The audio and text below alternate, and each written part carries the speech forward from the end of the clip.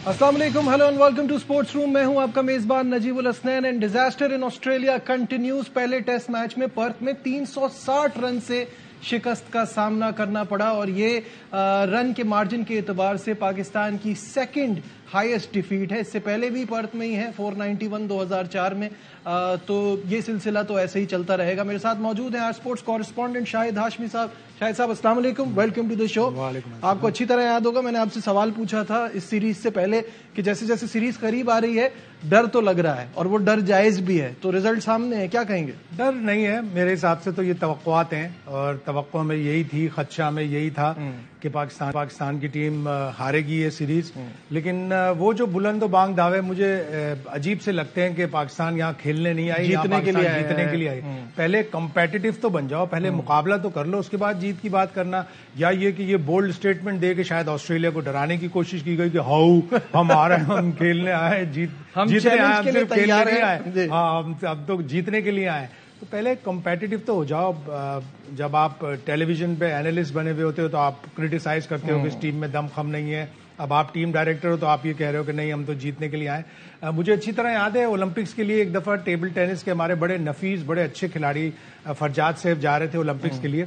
तो चूंकि table tennis का स्टैंडर्ड इतना हाई था कि पाकिस्तान का कोई चांस ही नहीं था मेडल जीतने का, तो उनसे पूछा कि आप मेडल जीतने जा रहे हैं? तो उन्होंने कहा नहीं, ओलंपिक्स में मेडल जीतने का मेरा कोई चांस नहीं है, मैं तो सिर्फ खेलने के लिए जा रहा हूं और सीखने के लिए जा रहा हूं। तो इतना अच्छा स्टेटमेंट था। उसके ऊपर बड़ा तनकीद हुई कि क्यों ओलंपिक्स में भेजा जा रहा है फरजाद सैफ, हमारे नेशनल टेबल टेनिस के बड़े जबरदस्त लेजेंड अगर आप कहें कौमी टेबल टेनिस के। जाहिर इंटरनेशनली इतना अचीव नहीं कर पाता। ये भी नहीं कह सकते ना शायद साहब कि हम सीखने जा रहे हैं, क्योंकि सीखते सीखते हम 1995 में आखिरी बार हमारा टेस्ट मैच जीते थे। हमारी क्रिकेट का अलमिया यही है कि हम इंटरनेशनल क्रिकेट में सीखने के लिए जाते हैं, हमारे प्लेयर सीखने के लिए जाते हैं, इसलिए कि हमारे डोमेस्टिक क्रिकेट में और इंटरनेशनल क्रिकेट में इतना ह्यूज गल्फ है कि उस गल्फ को मिटाने के लिए और इंतजाम बार बार ये बात कहते रहे कि इंटरनेशनल क्रिकेट जो है वो सीखने की जगह नहीं है, वो प्लेटफॉर्म नहीं है जो आप समझते हैं। तो हमें ऑस्ट्रेलिया टूर के लिए बड़ी तैयारी करनी पड़ेगी। 4-5 साल पहले जिस तरह इंडिया ने की, और अब मैं कल वो देख रहा था, उनके स्टैटिशियन ने वो ट्वीट किया था कि पिछले 7 साल में जो 35 होम टेस्ट खेले ऑस्ट्रेलिया ने, उसमें उन्हें 4 मैचों में शिकस्त हुई और वो चारों इंडिया के अगेंस्ट 2018 में और 2021-22। तो जी 28 साल हो गए हैं कि ऑस्ट्रेलिया में पाकिस्तान कोई मैच जीता है। इन 28 सालों में दुनिया कितनी बदल गई है। हाँ, ये तो आप हमारे होंगे हम तो 3 से गुजर चुके थे लेकिन हमारे मतलब ज़ाहिर 4 बच्चे नहीं थे। बिल्कुल ऐसे ही है। ये तो खैर वो हमारे जख्म है, जो ये सब हम देखते हैं तो वो दोबारा ताज़ा हो जाते हैं। थोड़े से टेक्निकल चीज़ों पे बात कर लेते हैं। अगर हम इस लॉस की बात करें, ठीक है, मैं कहता हूं मैं और आप तो ये बार बार कह चुके हैं कि it's written on the wall और हमें नीचे से चीज़ों को ठीक करना हो अगर ऑस्ट्रेलिया में जीतना है। बट यहां बात हो रही है मुकाबले की। 5वें दिन तक तो जाते, कोई आपने 450 का टारगेट था, कोई 250-300 तो करते। This is the 4th time कि हम जो है अंडर 100 आउट हुए ऑस्ट्रेलिया में। जिस तरह मैं सुबह को देख रहा था ऑस्ट्रेलिया की सेकंड इनिंग्स, थोड़ा स्ट्रगल कर रहे थे मिच मार्श भी और उस्मान ख्वाजा भी स्ट्रगल कर रहे थे, गेंद ऊपर नीचे आ रहा था। तो मुझे उसी वक्त ये लग गया था कि आज चौथे दिन ही इंशाल्लाह ये मैच खत्म हो जाएगा, खुदा ना खास्ता खत्म हो जाएगा। लेकिन चौथे दिन का मुझे था कि खत्म हो जाएगा। लेकिन पहली इनिंग में जिस तरह 102 ओवर्स तक बैटिंग की थी, वहां पे अगर 70-80 रन ज्यादा होते, ये बात शान मसूद ने भी अपनी पोस्ट मैच सेरेमनी में कही, 70-80 रन ज्यादा होते तो थोड़ी सी लीड भी ऑस्ट्रेलिया की कम होती, ऑस्ट्रेलिया को तेज खेलना पड़ता। तो आप 5वें दिन, हमसे अच्छी तो वेस्ट इंडीज की टीम रही जिसने पिछले साल 5वें दिन में मैच लेके गए, उनके ओपनर ने 100 किया, ब्राथवेट ने। तो हम क्यों नहीं कर पा रहे हैं? हमारे अगर इस तरह 20-20, 15-15 रन बनाकर, अब मैं सऊद शकील का एक रिकॉर्ड देख रहा हूं कि 15 इनिंग्स में उसको शेयर भी कर रहे हैं मुसलसल 20 रन से 20 रन वाला प्लेयर नहीं है वो 20 रन वाला प्लेयर नहीं है, वो इससे अच्छा प्लेयर है। एक इनिंग में 28, एक इनिंग में 24, यानी दोनों इनिंग्स में आधी इनिंग्स उसने ली, आधी बारी ली। अच्छा, कम से कम 70-80 पहली इनिंग्स में बनाता, दूसरी इनिंग्स में 70-80 बनाता। सऊद शकील इस तरह का प्लेयर नहीं है। इसी तरह Babar Azam, this is his 3rd tour और ऑस्ट्रेलिया का टूर, उसमें वो क्या सीखे हैं। अगर बाबर पे बात करें तो लोग अभी क्योंकि अब ये तो आपको पता था, हमें भी पता था कि ये चीज तो शुरू होगी कि जब बाबर पे बात होगी लोग शान पे करना शुरू हो जाएंगे कि ये नए कप्तान के आने से क्या हुआ, विच इज वेरी अनफेयर क्योंकि वो अभी आए हैं। बाबर की बात करें, मैंने तो कभी दुनिया में ये नहीं सुना कि रोहित शर्मा ने नहीं किया तो आप विराट कोहली को क्यों पूछ रहे हैं। शान बड़े प्लेयर को बड़ा बनना होगा। शान के ऊपर भी अनफेयर मैं नहीं समझता। अगर एक प्लेयर ने پہلے میچ میں, چاہے وہ پریکٹس میچ تھا, 200 کیا تھا, تو سب ایکسپیکٹ کرتے ہیں کہ کم از کم 80-90-50 تو کم از کم کرے گا. اور اب شان مسعود مسلسل 2 ٹیسٹ انگلینڈ کے, 2 ٹیسٹ نیوزی لینڈ کے, پھر سری لنکا میں, پھر یہاں پر, تو مطلب اب رن ایک بڑی لمبی باری کی ضرورت تھی. اور جہاں تک بابر اعظم کی بات ہے, بابر اعظم پورے ورلڈ کپ میں ہم نے ایک دفعہ دکھایا بھی تھا اپنے پروگرام میں, وہ ایسے آؤٹ ہوئے کہ خود سے آؤٹ ہوئے, بالر نے انہیں آؤٹ نہیں کیا. اس میچ کی بھی دونوں اننگز میں بالر نے انہیں آؤٹ نہیں کیا. اتنی اچھی کوئی ایکسٹرا آرڈنری بال نہیں تھی جس کو بابر اعظم جیسا پلیئر نہیں کھیل پاتا. اور وہ آدمی جس کا 3rd ٹور ہے اس کے اوپر بھی بڑی مایوس کن ہے. سرفراز 2010 میں بھی کھیل چکے ہیں آسٹریلیا میں, ان کو اس سے اچھی باری دونوں اننگز میں لینی چاہیے. تو ہماری اوور آل پوری بیٹنگ اور ہمارا سلیکشن, ہاں, بابر, سعود شکیل اینڈ سرفراز, کیونکہ اوپر سے یہ دونوں پلیئرز جو ہیں یہ ایکسپیرینسڈ ہیں, اور سعود سے ہم ایکسپیکٹ کرتے ہیں کیونکہ وہ انہی کی جگہ ہے, یہ کسی اور کی جگہ نہیں ہے. اتنے بیٹسمین بھر لیے تھے. 7ویں نمبر پہ ایک دفعہ آغا سلمان کی باری آئی, دوسری اننگز میں 8ویں نمبر پہ, اس لیے کہ نائٹ واچ مین گیا تھا. وہ جس طرح رن آؤٹ ہوئے پہلی اننگز میں وہ اچھا کھیل رہے تھے, اگر وہ اوپر کھیلتے تو شاید لمبی باری لیتے, اور وہ ناٹ آؤٹ گئے. تو آپ اتنے سارے اگر آپ بیٹسمین بھریں گے ٹیسٹ میچوں کے لیے, 6 پکے بیٹسمین, 1 وکٹ کیپر اور 5 بالر, 4 یا 5 بالر, ان میں اگر آپ کے پاس آل راؤنڈر ہو. اور فہیم اشرف کو سارے لوگ کرٹیسائز کر رہے ہیں. فہیم اشرف 2019-2020 میں ٹیسٹ کرکٹ اچھی کھیل رہا تھا, 3-3 4-4 وکٹیں بھی لیتا تھا. ایک 90 اس کا نیوزی لینڈ میں اسکور تھا, ایک 50 یہاں پہ پاکستان میں ساؤتھ افریقہ کے خلاف تھی.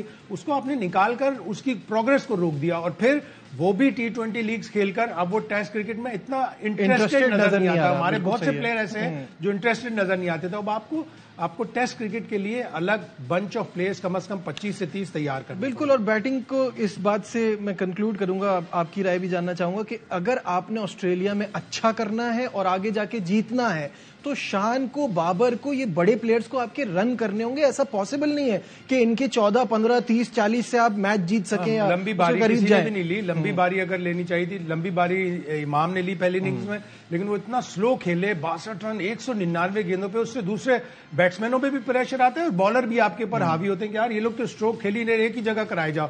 آسٹریلیا کے 4 بالر نے پہلی اننگز میں ایک ہی جگہ پہ 170 گیندیں ڈالیں.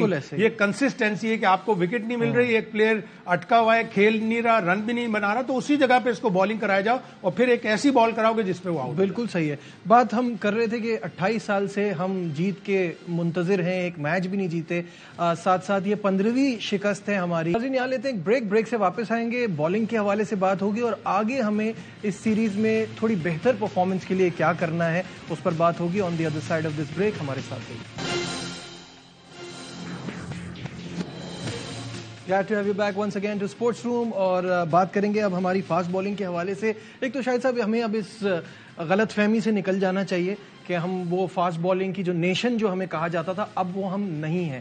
آپ نے ساؤتھ افریقہ اور انڈیا کا میچ دیکھا ہوگا, 116 پر آؤٹ کیا, 8 وکٹوں سے میچ جیتے, 200 بالیں پہلے, اور اس میں اگر آپ بالنگ کی پرفارمنس دیکھیں, نو بمراہ, نو شامی, نو سراج, اور کون ارشدیپ سنگھ جن کو ون ڈے کے لیے کنسیڈر بھی نہیں کرتے تھے پہلے, ساتھ میں اویش, ہاں, اور اویش خان 5 اور 4 وکٹیں. تو بیک اپ تو وہ پروڈیوس کر رہے ہیں, ہم تو نہیں کر رہے ہیں. بالکل وہ بڑا بیک اپ پروڈیوس کر رہے ہیں. ان کے پاس بہترین بینچ اسٹرینتھ ہے.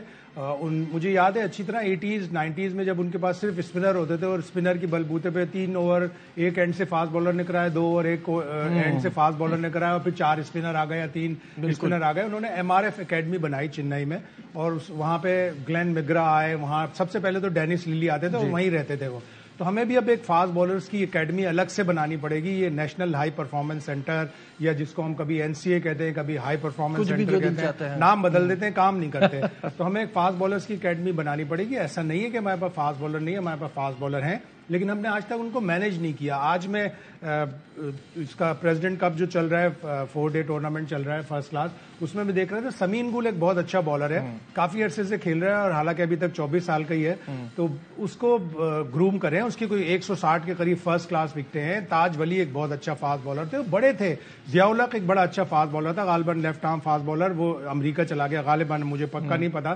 تو اس طرح کے لڑکے جب ان کو چانس نہیں ملتا تو یہی ہوتا ہے. اب آپ کو فاسٹ بالنگ کے لیے, اسپیشلی ٹیسٹ کے لیے, یہ 2 بالر آپ کے اچھے ہیں, عامر جمال اور تنویر, یہ خرم شہزاد. آپ ان کو فاسٹ بالنگ کے لیے ٹیسٹ کے لیے رکھیں. میر حمزہ کنڈیشن وائز اچھا بالر ہوگا, وہ انگلینڈ میں اچھی کرے گا. آسٹریلیا میں ظاہر ہے وہ مدد نہیں ملے گی جس طرح عباس کو نہیں ملی. ساتھ وہ جو انجرڈ فاسٹ بالر ہیں ان کی ریکوری, ان کی ریہیبلیٹیشن, بہت لمبا ٹائم لگ رہا ہے. ہاں, احسان اللہ کو بہت لمبا ٹائم لگ گیا, نسیم شاہ کو لمبا ٹائم لگ گیا, جتنے لائن میں تھے وہ سب اب اچھے خاصے فاسٹ بالر ہیں. شاہنواز دھانی میرے حساب سے بہت اچھا بالر ہے, اس کو ہم ٹیسٹ کے لیے گروم کریں, اس کو تھوڑا سا انٹرسٹ دلائیں کہ نہیں ٹیسٹ. اور اب وہ وقت آ گیا کہ ہمیں اپنے 25 سے 30 پلیئر ٹیسٹ کے لیے رکھنے پڑیں گے, انہیں ایک بڑا کانٹریکٹ دینا پڑے گا تاکہ وہ لیگوں کے پیچھے نہ جائیں. اچھا جلدی سے اس پہ سلیکشن پہ بات کر لیتے ہیں. سلیکشن سے آپ کتنا مطمئن تھے اس ٹیم کی, اور ساتھ میں جو حفیظ نے نعمان علی کے حوالے سے بات کی ان کی فنگر کو لے کے, تو اس کے حوالے سے بتائیے گا کہ یہ ہمیں تو کسی کو نہیں پتا. ڈیبیٹیبل سلیکشن تھا کہ آپ ایک ہی ٹیم میں 2 آل راؤنڈر سوچ کے کھلا رہے ہیں کہ عامر جمال بھی رن بنائے گا 10ویں نمبر پہ, فہیم اشرف بھی بنائے گا.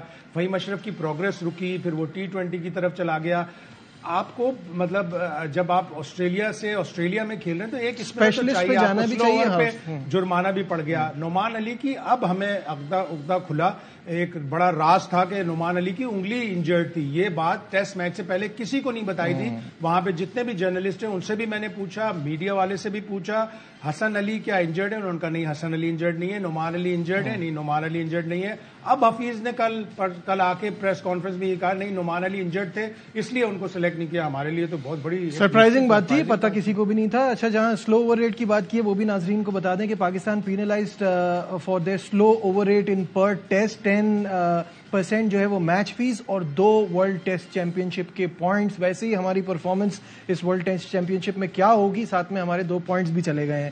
خیر, اب ہمیں باکسنگ ڈے ٹیسٹ میں کیا کرنا ہے شاہد صاحب؟ ہم نے کیا کرنا ہے, جب شکاری کے سامنے شیر آ جائے اور اس کے بعد گولی نہ ہو تو کرنا تو شیر نہیں ہوتا. شکاری کچھ بھی نہیں کر سکتا. تو شکاری ہیں آسٹریلیا والے, وہ شکار کریں گے, ہم تو بس ان کے رحم و کرم پہ ہوں گے. لیکن تھوڑا مقابلہ کریں, تھوڑا فائٹ کر کے ہاریں, لمبی باریاں لیں. اگر کریز پر رک رہے ہیں تو رنز بھی بنائیں, اسٹرائک روٹیٹ کریں. جب تک آپ بالر کے اوپر پریشر نہیں ڈالیں گے اسٹرائک روٹیٹ کر کے, اگر لیفٹ ہینڈر کھیل رہا ہے امام الحق اور سامنے رائٹ ہینڈر, تو بالر کو اپنی لائن چینج کرنی پڑے گی. رن لیں, اسٹرائک روٹیٹ کریں. اگر آپ اسٹرائک روٹیٹ نہیں کریں گے تو بالر کے اوپر بھی پریشر نہیں آئے گا. اگین ڈراپ ان پچ ہوگی. اس پچ پر, اس وینیو پر آسٹریلیا پچھلے دونوں ٹیسٹ ماشاءاللہ سے اننگ سے جیتا ہے, ایک انگلینڈ کے اگینسٹ, ایک ساؤتھ افریقہ کے اگینسٹ. ٹاس جیتتے ہیں, پہلے فیلڈنگ کرتے ہیں, پہلے بالنگ کرتے ہیں, اوپوننٹس کو اڑا دیتے ہیں. لیکن جو اس سے پچھلا ٹیسٹ تھا انڈیا والا, اس میں آسٹریلیا نے پہلے بیٹنگ کی اور 150-160 رنز پر آل آؤٹ ہو گئے اور وہ ٹیسٹ میچ انڈیا سے ہار گئے. تو آپ کو ساری چیزیں دیکھنی پڑیں گی. ایٹ لیسٹ مقابلہ کریں, ڈریں نہ. فائٹ کر کے ہارے تو برا نہیں لگے گا. بالکل, فائٹ کر کے ہارے تو برا نہیں لگے گا. چلتے چلتے ناظرین کو ویمنز ٹیم کے حوالے سے بھی اپڈیٹ دیتے چلیں کہ T20 سیریز تو آپ جانتے ہیں کہ نیوزی لینڈ میں 2-1 سے اپنے نام کی تھی. One day series New Zealand, لیکن تیسرا میچ, آخری میچ جیت پہ اختتام ہوا اس ٹور کا پاکستان کے لیے, جو سپر اوور کے بعد کامیابی حاصل کی. شاہد صاحب مبارکباد دینا چاہیں گے لڑکیوں کو, مقابلہ کیا جو ہم بات کر رہے تھے. ٹور بہت اچھا رہا. T20 سیریز پاکستان نے جیتی. ون ڈے سیریز 2-1 ہارے ہیں, لیکن دوسرا میچ 1 وکٹ سے ہارے, وہ جیت سکتے تھے. یہ والا میچ سپر اوور میں جیتے. تو لڑکیوں کو, کسی بھی ٹیم کو, چاہے وہ لڑکیوں کی ہو, لڑکوں کی ہو, مردوں کی ہو, اس کو جب تک اپرچونیٹیز نہیں ملیں گی, جب تک انہیں سیریز نہیں ملیں گی تو امپروو نہیں کریں گے. اب اپرچونیٹیز مل رہی ہیں تو آہستہ آہستہ بہتر ہوگی. بہت بہت شکریہ شاہد, پروگرام میں ہمارے ساتھ تھے. دیجیے اپنے میزبان نجیب الحسنین کو اجازت. اپنا بہت خیال رکھیے. اللہ حافظ.